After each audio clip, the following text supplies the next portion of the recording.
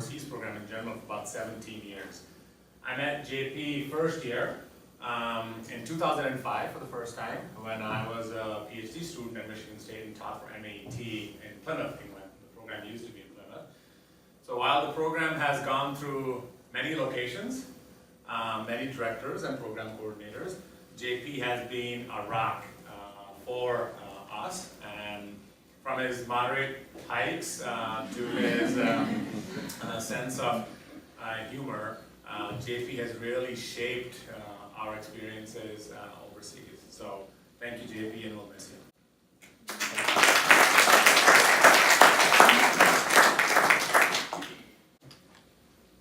And we have, JP, would like to come up here, a little certificate of appreciation from us in the program. So.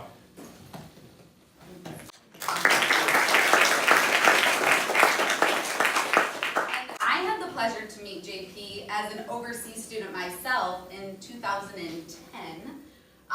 And what I thought was just a very casual conversation, like I'm sure a lot of you have with JP, turned into the next question he asked me was, "But who are you in your heart?" I don't know. And so I think that we have all had fantastic moments where we really understand that JP is helping us paint our individual masterpieces. Sorry. And you've helped us sculpt who we've become.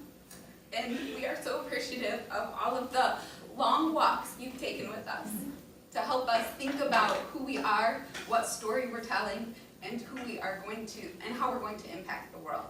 So the most important thing is in those long walks, you've made every place that MAT has been feel like home. So we just wanted to present you with this to kind of keep that in mind, that we're always going to carry a piece of you with us.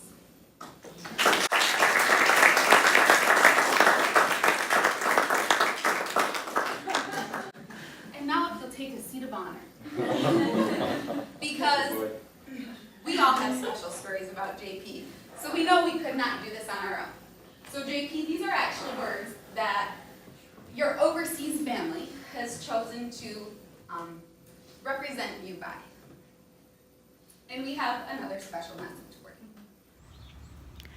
Good afternoon, JP. Just wanted to send a little message your way.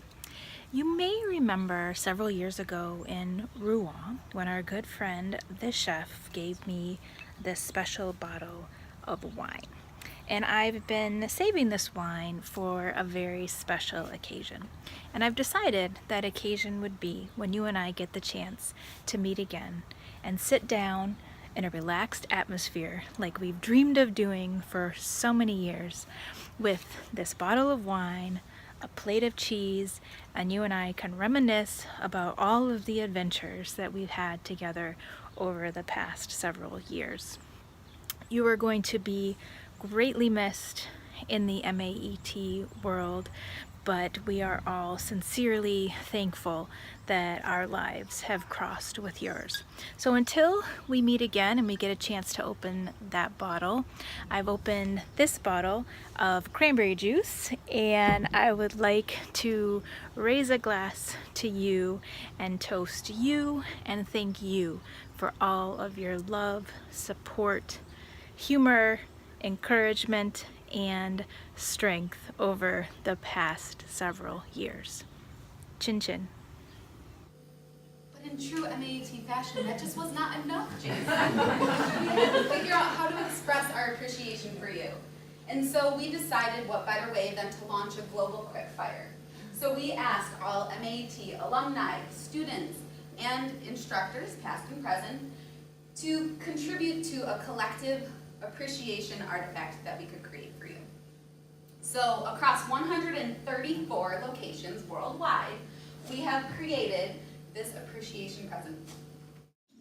L'essence des belles créations artistiques, des œuvres d'art, c'est la gratitude.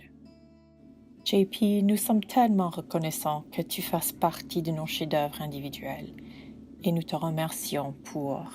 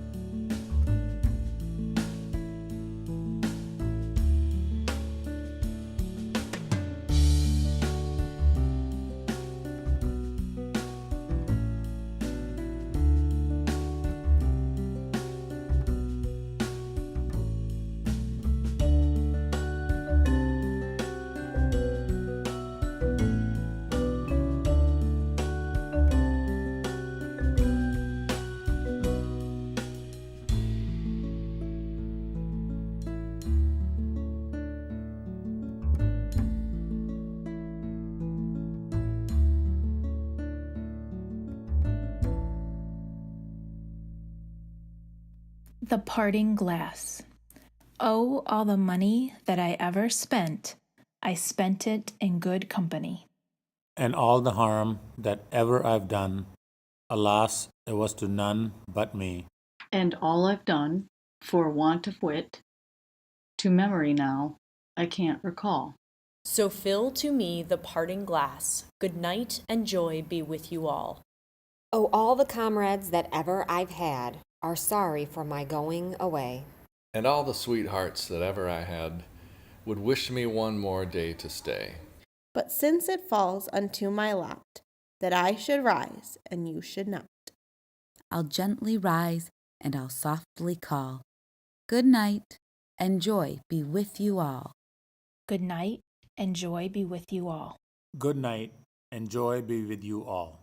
Good night, and joy be with you all. Good night and joy be with you all. Good night and joy be with you all. good night and joy be with you all. Good night and joy be with you all.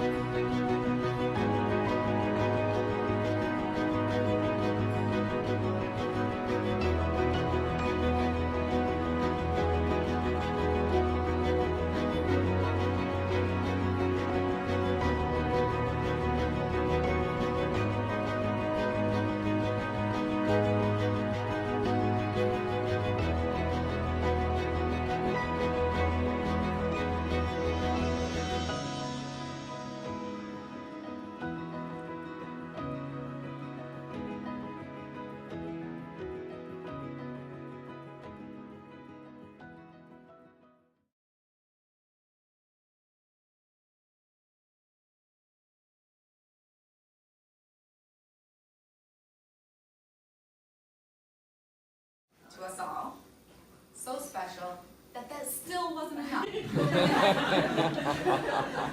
So, while we appreciate the affordances and constraints of technologies, we realize video is not enough to capture that, and it rolls by a little too quickly, but you can feel our emotion.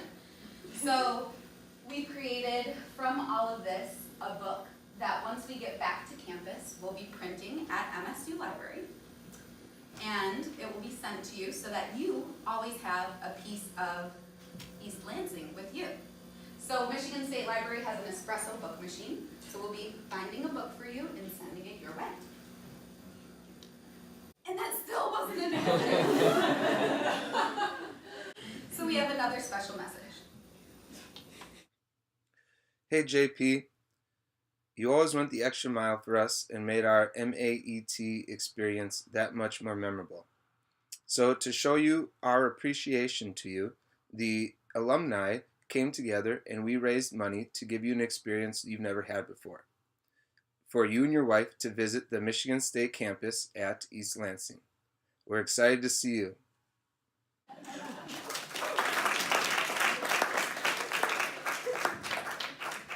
Swear I've never been to Michigan.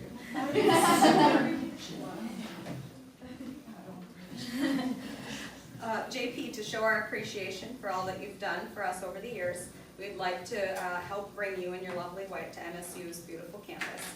With many thanks, MAET alumni, students, and instructors. So with that being said, it's still growing. The last time we checked, we raised $3,500 for you and believe your wife to come to Michigan State. Thank you.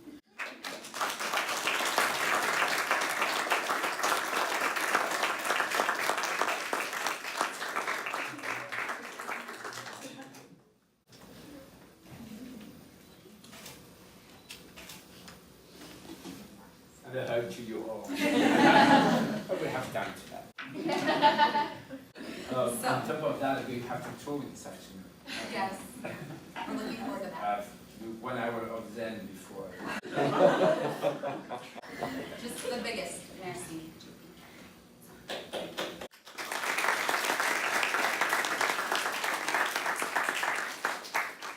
At this time, I would now like to introduce our honored speaker, Mr. Jean-Pierre Houssault.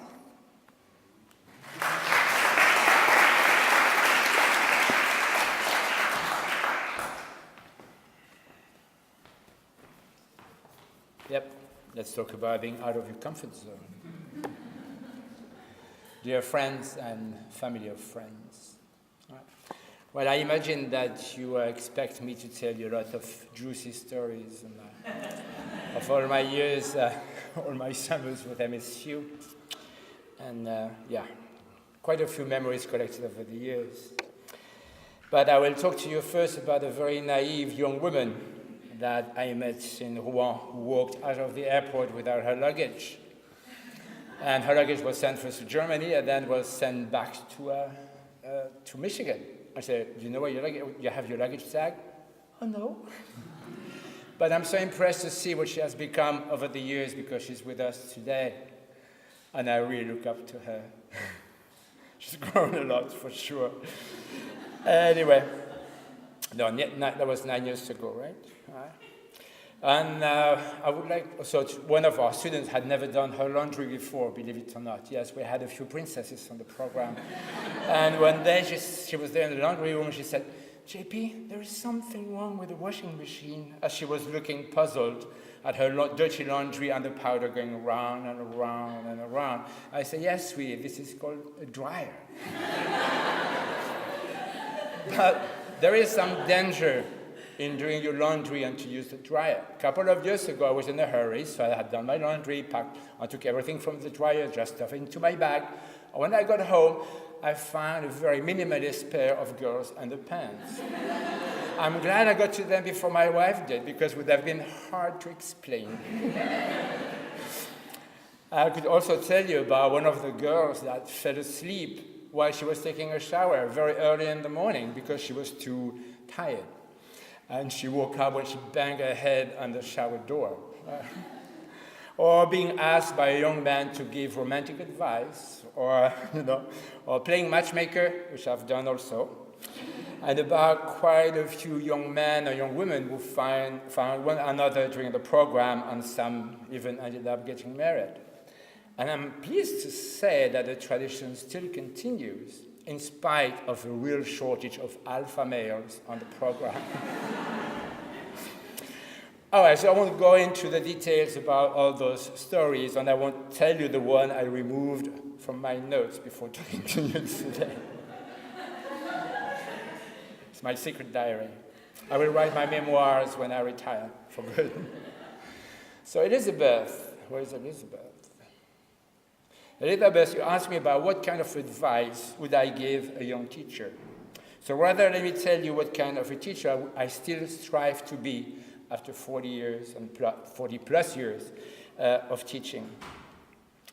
So my focus has shifted over the years from teaching to learning, not only on how my students learn from me, also what I learn from them when I listen to them. What I teach has become almost irrelevant over the years. I do not teach French. I teach children how to learn French. Focusing on who they are, on my relationship with them, and on their learning really allows the weakest of my students to be the most successful because he or she gave her best. I had the privilege last year of meeting a famous French writer, René d'Obaldia, soon to be 100 years old on October the 18th. He wrote his ultimate book not about himself or about giving advice or teaching 1 century worth of stories and wisdom. His last work is a book of quotes from other famous writers that have influenced him. So from those pearls of life, that is the title of his book. As we were talking about teaching, he quoted, and it made me pause and reflect. I'm going to read it in French. And Sarah, Lauren, and Cindy have learned quite some useful French during their stay here with me. I'm not going to put them on the spot to ask them to translate what I'm going to say, but I'm sure they'll be happy to teach you what they've learned. Not from me, at their request. Anyway, here it goes. Tu n'enseignes pas ce que tu sais ou ce que tu crois savoir. Tu n'enseignes et tu ne peux enseigner que ce que tu es. You do not teach what you know or what you think you know. You teach, and you can only teach who and what you are. I'm going to repeat this. You do not teach what you know or what you think you know. You teach, and you can only teach who and what you are. So, who am I, and what am I to my students? How do they see me, and whom do I want to be for them? Well, let me tell you a couple of stories of success and failure. I was working end of May in the gardens of Versailles. We're very lucky to be teaching in Paris. I was working with Tamar, and we chatted as often we did. And by the way, that's the day Katy Perry chose to come to Versailles and screwed up my lesson plans. Anyway, so at the beginning of the year, Tamar was perceived as very bossy, show-offy, difficult to like.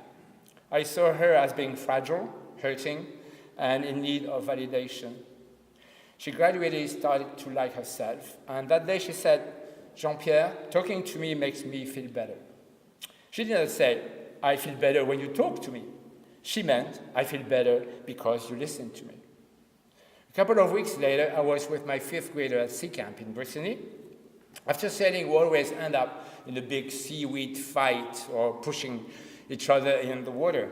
And Avital didn't want to get wet that day, and I pushed her in the water anyway. Big-eyed, she looked at me, tears rolling down her face. She was puzzled. And her eyes in mine, she said, sobbing, Jean-Pierre, you did not listen to me. And later that day, I gave her a heartfelt apology and said, I'm sorry. I spent the whole school year, because she was kind of a pain in the butt, telling you how to listen to your friends and to listen to me. And today, I did not listen to you. I'm sorry. So how did she see me then? You know, I heard her feelings, and I failed in her eyes. It humbled me. It was a learning lesson, a lesson in humility. I still have to learn to listen. As a teacher, I'm constantly in the making. I need touch-ups, and I need reshaping. So, who am I, and what do I want to be for my students? Maria, and by the way, 10 years old, she speaks 5 languages fluently. Maria often comes and stands next to me. One of my colleagues said to her, Maria, Jean-Pierre is your tree? Are you looking for shade?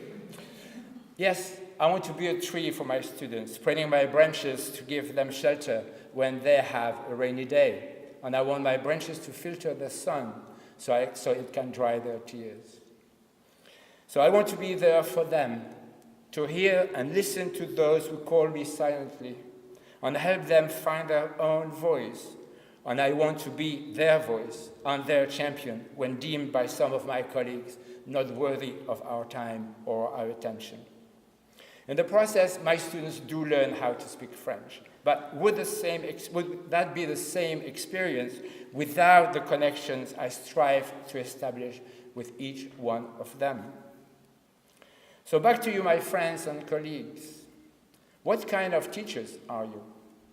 Who and what do you want to be in the eyes of your students? Okay, Elizabeth, I will still give you one piece of advice anyway. Teaching is about connections. Work really hard at connecting and establishing relationships with each and every one of your students. Look for the good in every one of them. Never give up on them. And just be there for them. Listen to them so they can say, it's because of you that I smile today. I will finish with a quote by W.R. Emerson. I've used that quote before, and then a Celtic blessing. And I want to use that quote because it does ring true to me and for you. People destined to meet will do so, apparently by chance, at precisely the right moment.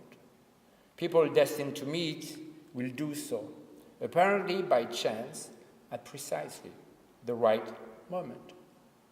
And we have been at the crossroads. And I'm really honored to have met you at the crossroads. So let me finish with a Celtic blessing from Brittany. This time it's not going to be in Irish, but I will say it in English, not in Breton. May the deep peace of the air blow on you. May the deep peace of the quiet earth be on you. May the deep peace of the star shine on you. May the deep peace of life in its beauty be on you. May the deep peace of the son and daughter of peace be on you. A Breton blessing. And now, a first thank you to you all. And now it's my honor and the privilege to introduce the graduates.